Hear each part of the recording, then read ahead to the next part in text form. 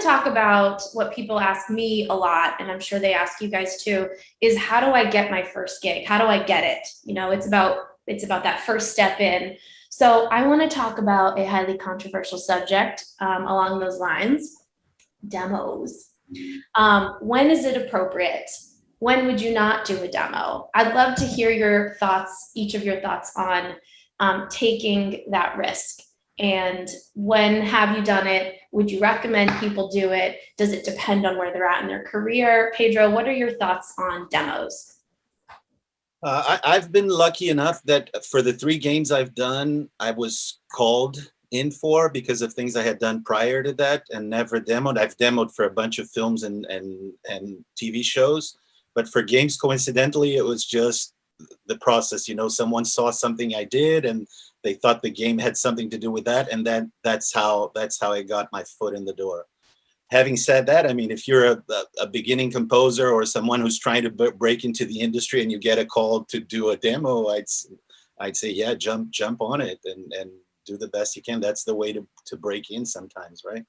Yeah. Pedro, JB, what about times when you're not asked to do a demo, but you want to do a demo anyway? Ooh.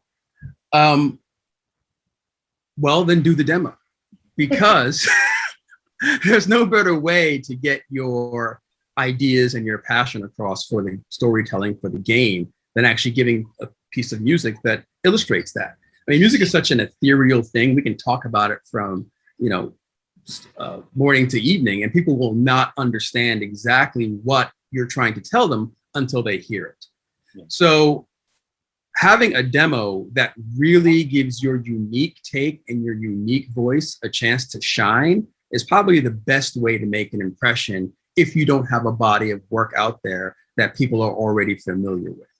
And what I would say, if you're going to do a demo, do something that no one else will ever think of. Do something that's unique to you, and don't try and sound like anyone else. Because at this point, what's the point, right?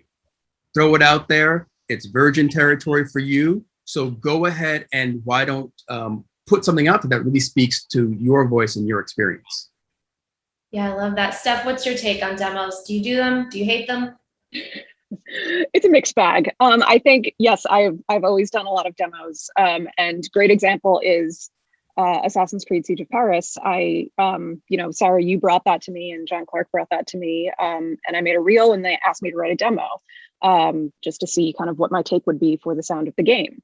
So I sat down and I did that, and I only had a couple days to do it. And it always comes at the worst possible time, right? To write a demo. It's like, I could not be busier. I want to die. Why am I doing this? But it is so crucial to do that. Just give them a sense of customizing a sound, creating something special for them. And I wrote a demo for Siege of Paris, like a little suite, and I got the gig. So, I was brand new. That was my first game. I had done a little bit of like tech work on a Call of Duty Advanced Warfare, but this was my real first experience in games. So I did have something to prove. And I think the demo got me in the door with Ubisoft. And now I'm doing another game with them that I didn't have to demo for. So like very much like what Pedro said, it's like you have a body of work and often people will hire you because of that, or they have experience working with you and they're going to continue working with you.